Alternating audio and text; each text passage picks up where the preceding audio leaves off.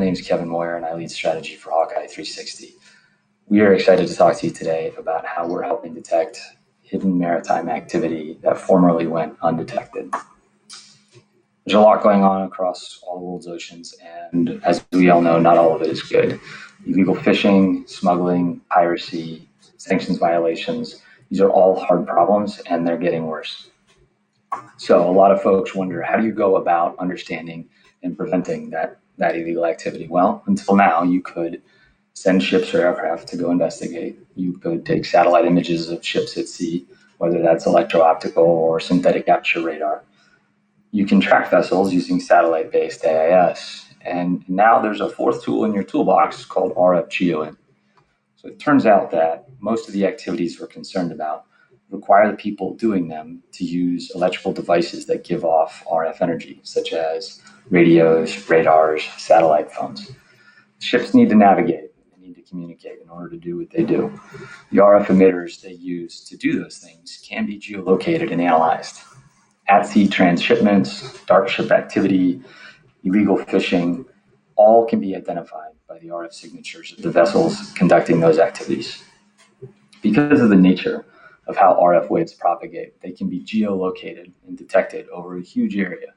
So imagine being able to detect, for example, all of the radios and radars operating across half of an ocean, let's say the Mediterranean, in a single 8-minute satellite pass. We can do that. That is real right now. Monitoring whole oceans for human activity on a daily basis is now within the realm of the possible and the affordable. If you are passionate about sensing and mapping the oceans, this is a really powerful tool to have in your toolbox. The slide you're seeing right now shows 20 million independent geolocations that our satellites have completed in the past 2 years. How does this apply to the challenges you're facing? This is an example of an Iranian oil tanker flotilla that was trying to evade being detected. So as soon as they left Iranian ports on February 23rd, they turned off their AIS, and you can see that red track on the left. And they came back up on AIS as they passed through the Suez Canal, but then went dark again. Working in collaboration with Planet and with tanker trackers and using our RF data, we were able to figure out when and where they arrived in Syria to offload their oil.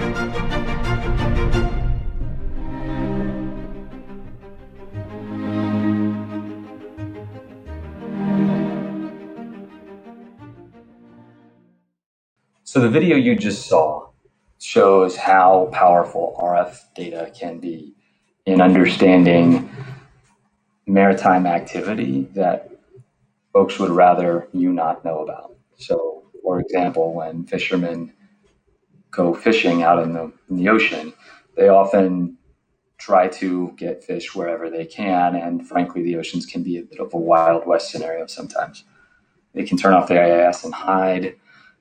EO or SAR imagery is the scope, the aperture of those capabilities is fairly small, and so it's hard to know when you're going to take one of those shots that you're going to actually see a ship, coupled with the challenges of clouds and other things. So that video nicely shows where you can see ships acting at sea based on their various RF emissions, and then go tip and cue other capabilities to figure out what is actually going on.